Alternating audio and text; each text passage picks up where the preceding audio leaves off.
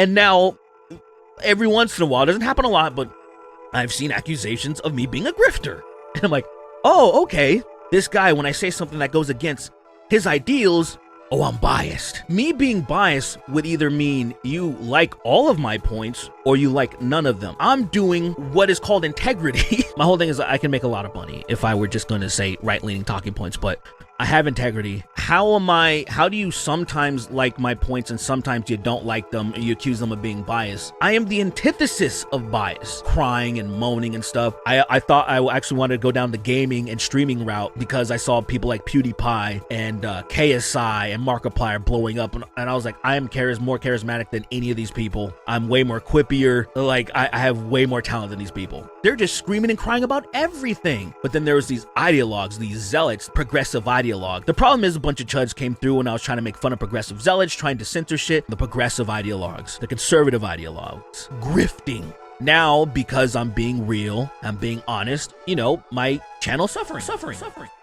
This is the current state of SomeBlackGuy's channel. Although he has close to 400,000 subscribers, he struggles to reach 10,000 views per video. A YouTuber with this many subscribers should be hitting around 100,000 views per video. During his heyday, he was experiencing that level of success. However, that was years ago, so how did we get here? Donald J. Trump is now President of the United States. President Obama is the ex-president.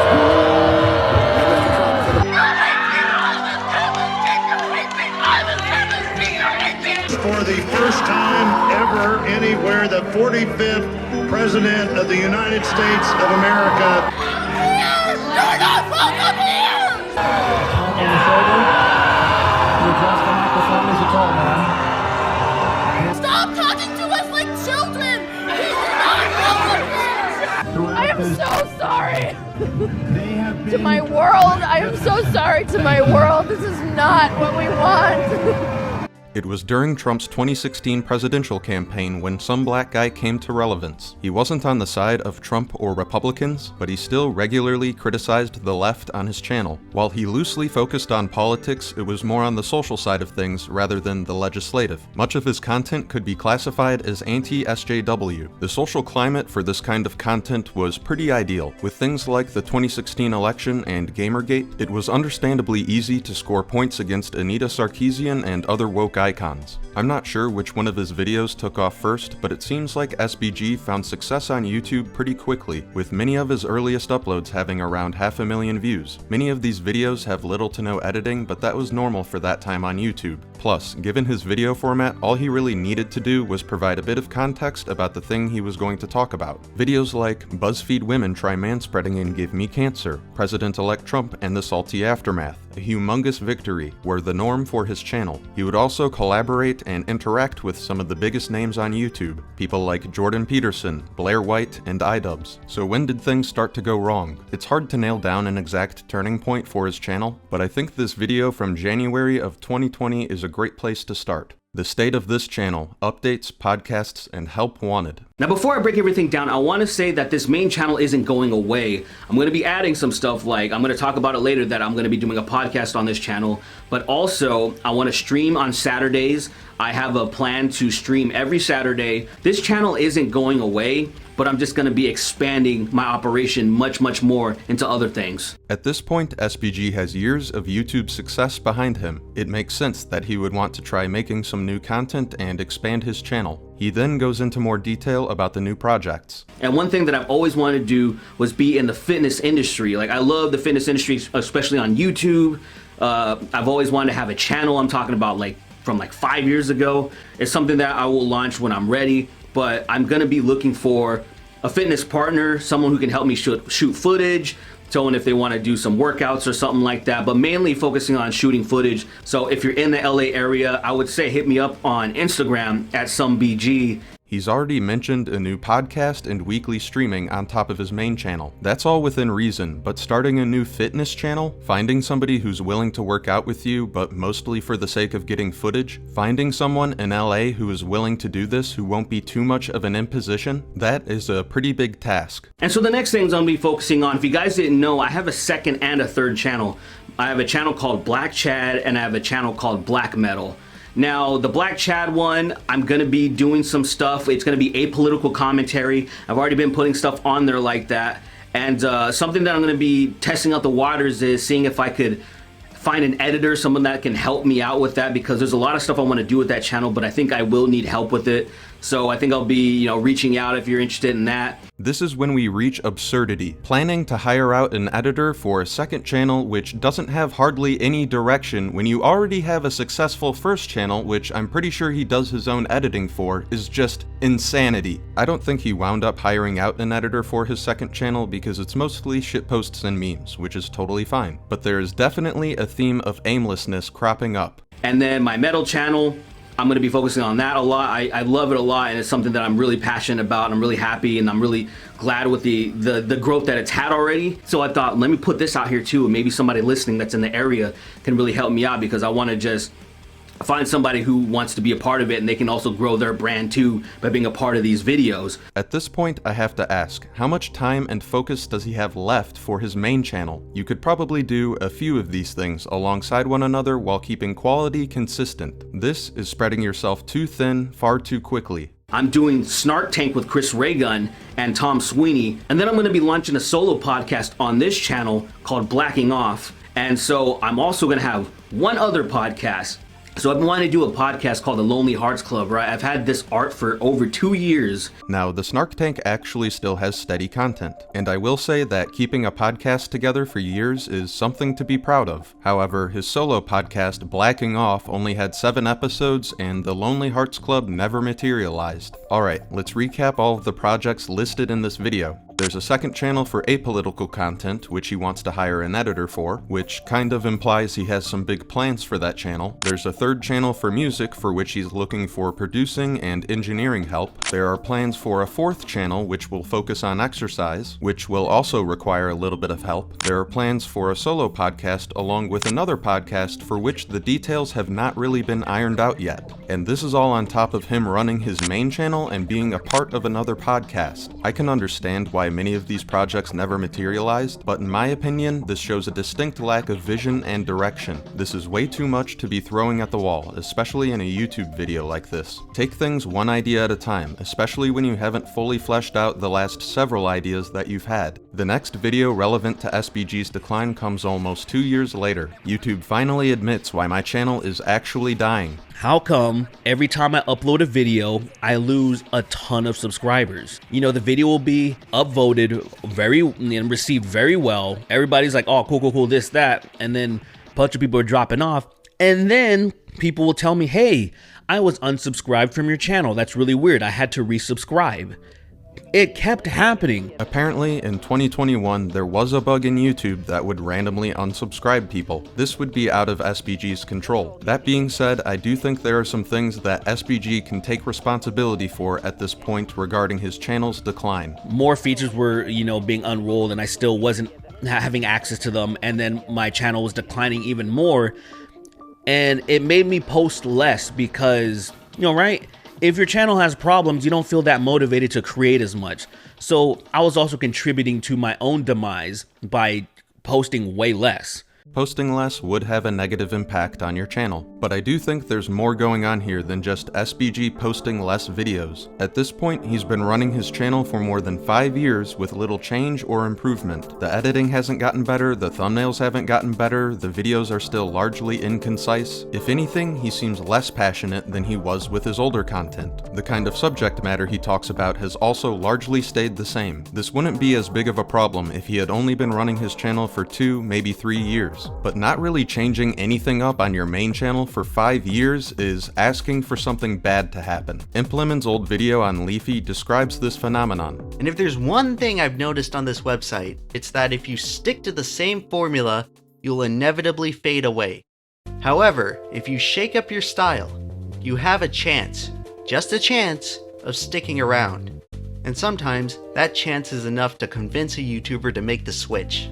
While SBG has tried branching out to other channels and podcasts, his main channel's content looks the same today as it did 6 or 7 years ago. It makes me wonder if things would be different if he put more focus into his main channel instead of on side projects. While these factors alone can ruin a channel, the sparks have only started to really fly more recently. There were a few similar videos leading up to this one, but this video sticks out like a sore thumb. Let's talk about political grifters. When I first saw this video in my recommended, I was genuinely intrigued. An hour-long essay on grifters from a different perspective, that actually sounded pretty nice to me. But of course, that's not what this video is. It's an hour-long, largely unedited rant where he talks mostly about himself and his channel. I first want to start off with the conversation or the tweet that prompted me to even make this video in the first place. So there's this guy on Twitter, he wrote, "I'll bite. Who is some black guy because that's a funny name?" But this guy replies saying, "I feel like some black guy is just either a grifter at this point." I guess he meant to have a period. It just someone who doesn't know what he's talking about. He's gone to crap.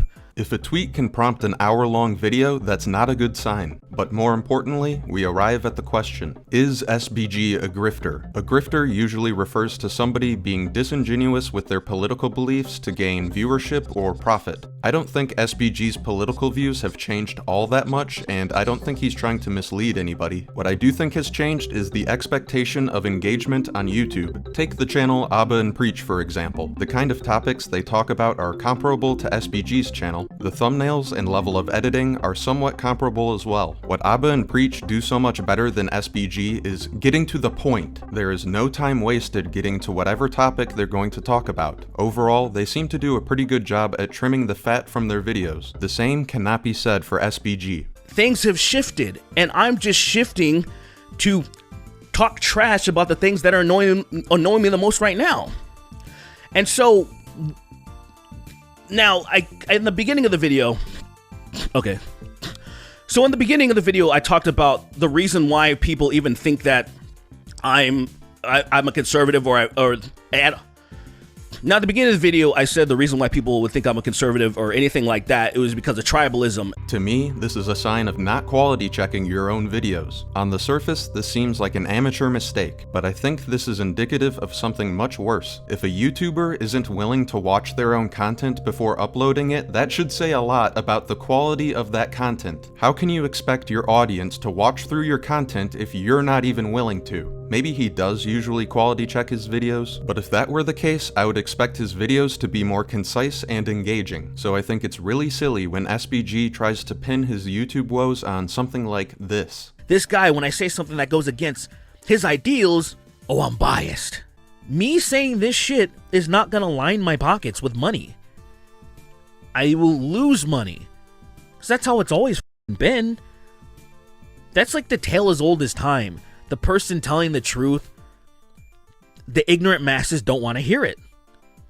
And then it turns out at the very end, oh, he was right all along. That's probably the most conceited conclusion he could come to. But at this point, we need to talk about the background music. Going through his newer videos, it's like 95% of them that use this song almost the entire way through. It can get real annoying, especially in the case of his hour-long rant. Anyway.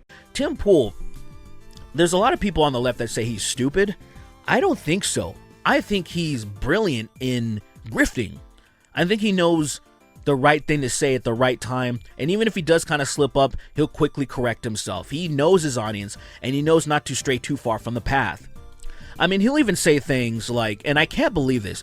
To me, this is something that, like, this is where I'm embarrassed that there's people that would be fans of me and him. It's like, how do we have crossover? How do we have crossover? That is one of the best sound bites of all time. It's like, how do we have crossover? I don't know much about Tim Pool, but I don't think correcting yourself is a good example of grifting. He provides a more specific example of Tim Pool grifting, but it's not a very good one. He claimed that Trump could win the 2020 election by a landslide, that he could sweep by like 49, 50 states. I don't think that's what grifting is. I just think it's a bad estimate. What really baffles me is SBG's attitude towards providing clips for context. And just hearing that, he's claimed that multiple times. It is well documented. If you want to go out of your way, I mean, you know what? I'll put it here.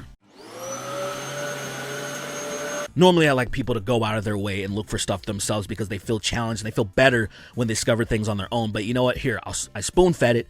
Spoon-fed it? No, you just did your job as a YouTuber. And sure, some people like to be challenged, but not in the way that turns YouTube videos into homework assignments. If you're trying to make a point or an argument, it's good to provide examples and context. It's not something you should lament as a YouTuber, it's something you should embrace. Another thing he talks about is how the right makes more money. If I were grifting, because let's be real, the bucks are so plentiful on the right. The amount of money circulating around because of billionaire backers is crazy. If you just look at the Daily Wire's numbers, the type of money that these guys are making, the type of money that they're being, the people that they're backing, the people that own the Daily Wire. My goodness. When you talk about Steven Crowder and his contract, what they were offering, what was it, like 40, 50 million? I don't remember, but he wanted way more than that. The fact that that's even a thing, all the people on the left that I watch are like, oh my God, like I wish I had a fraction of that. Just because the right makes more money and venture capitalism is a thing, doesn't automatically make everyone on the right a grifter, and it doesn't exonerate everyone on the left. There are indeed the Hasan Pikers and Ethan Kleins of the world. Oh yeah, and he defends Ethan Klein in this video. Before, I would just kind of sit back and see people like, Ethan Klein's a grifter or something. I've seen people accuse that of Ethan Klein. They're like, oh, this guy's just grifting or whatever, and I always think it's so funny because when you examine what a grifter is, and I feel like these people are either just dumber than a bag of hammers, or they just labeling somebody a grifter because they know that mislabeling somebody, just smearing them, it just feels good. It just kind of dismisses them. No, there is plenty good reason to call Ethan Klein a grifter. Teddy Fresh outsources their labor to China. They often steal artwork for their clothing, and it's still often more expensive than American-made clothing. Then he has a political podcast called Leftovers with Champagne socialist Hasan Piker. Promoting socialism to sell your merch while exploiting third world countries is the quintessential grift. All these people make millions of dollars, and then they still asking for super chats and all this stuff. Like me, I don't make a lot of money. I know I could. You know what I could do? I could start a brand new YouTube channel. Brand new. Maybe just no face, just video game footage, and just say all the cookie cutter conservative stuff, and I will have at least 100K subscribers by the end of the year. And after a while, I may even get invited to the Daily Wire because I know I'm charismatic. This is, once again, a conceited misunderstanding. First of all, the sort of gaming format he's talking about would put him in competition with every Leafy clone out there. I don't know how SBG would manage to stand out in that environment. Second of all, YouTube success is far more complicated than just repeating the correct talking points. It is possible to successfully copy somebody else's format, but if you're planning to copy someone else on the internet, then there are tens, if not hundreds, if not more people who have already come up with that idea and are running with it. The idea he could land himself on the Daily Wire is just wild. This attitude continues further. I know I'm charismatic. Obviously, it's how I garnered my audience in the first place. I don't really like talking about myself in ways like this, but like I know, I always believed in myself. I thought I actually wanted to go down the gaming and streaming route because I saw people like Pewdiepie and KSI and Markiplier blowing up, and I was like, I am more charismatic than any of these people. I'm way more quippier. Like I have way more talent than these people. I could kill it. But then I got distracted and I focused on all the censorship shit. I'm not sure where this ego comes from that allows him to think he's more talented than Pewdiepie. Pewdiepie isn't my cup of tea, but he certainly has a great understanding of social media engagement. However, in SBG's case, I'm not sure how much he thinks about stuff like click-through rate and watch time, because even watching his videos at 2x speed feels like a chore. Now, because I'm being real, I'm being honest, you know, my channel's suffering. But I'm okay with it. I'm content with it. I really am. Like, I don't seem frustrated or anything, do I? I think it's annoying, to be honest. Like, I wish the people would leave. To be honest, I'm like, you guys, why are you still here? I thought you guys believed in, if you don't like the shit, don't consume it. If you're a YouTuber, especially one who is often critical, you are going to get criticism. It's inherently part of the job. It's not something you can just shoo away. Any seasoned YouTuber should already be accustomed to criticism. You should be able to handle a couple people calling you a grifter without making an hour-long unhinged rant about it. And while the grifting criticism may not be that helpful, SBG should reflect on why he's being criticized, what he did to earn criticism, not how can I blame my channel's failure on my audience. Speaking of criticism, there's something SBG said in another video that I definitely don't agree with. He's talking about the presence of woke culture dying down here. Largely, that stuff has died down, and a lot of my gripes have died down. Same with this whole spear. Because remember, guys, remember the content that was coming out on YouTube and all these outlets. Remember BuzzFeed, Vice was getting crazy, MTV News. Remember manspreading, the New Year's resolutions for white people. Remember all these stupid videos that were popping up. Is that still happening? No, it isn't. It isn't happening anymore. Alice Capel thinks anybody right of center is incapable of being honest without being bigoted. You know, there's something so authentic about just letting go of your emotions and just saying what you want to say. And by creating this atmosphere where ideas really fight, quite literally, you have to put your mask off. And while the left is totally okay with that because they're very clear with their ideas and intentions, the center-right, the right or the far-right are kind of scared because if they remove their mask, they might say something that is classist, that is racist. Tara Mooney thinks moderates are only capable of being A, underinformed, B, informed enough that they're on their way to becoming a leftist, or C, they're just a lying Republican. To some, moderate means, I think about it, but I'm underinformed. Or it's a way station for people who grew up in conservative households on their way to becoming more liberal. Though many responded saying that they thought moderates were conservatives in disguise, which would make sense. FD Signifier thinks black Republicans are just trying to get closer to whiteness. Your stereotypical black conservative desires a proximity to whiteness, and thus they try to ideally emulate the appearance of how white people present in society. Are the straights okay has become a serious essay topic, for Christ's sake. And these aren't fringe opinions, these are popular YouTubers. It may not be as ridiculous as 2016 BuzzFeed, but the difference is people actually take these videos seriously. Wokeness hasn't gone away, it's become more culturally accepted. The amount of moral superiority coming from this corner of YouTube is seemingly never ending. But yeah, I think pretty soon I will be moving forward from politics and say, if I do ever want to speak politics again, it would probably be completely on a separate channel. And now I just need to figure out exactly what I'm going to do with this channel. I don't know exactly. It probably would have been a good idea for him to figure out what he was going to do with this channel before uploading this catastrophic video. It's unfortunate because I think with a bit of consideration and effort he could probably save his channel, but if he keeps getting this hung up on criticism, if the format never changes, if he doesn't learn how to be more concise, it won't matter what channel he flocks to. Alright, that's gonna have to do it for this one. Shout out to the best subscriber squad in all of YouTube. I hope everyone has a wonderful day.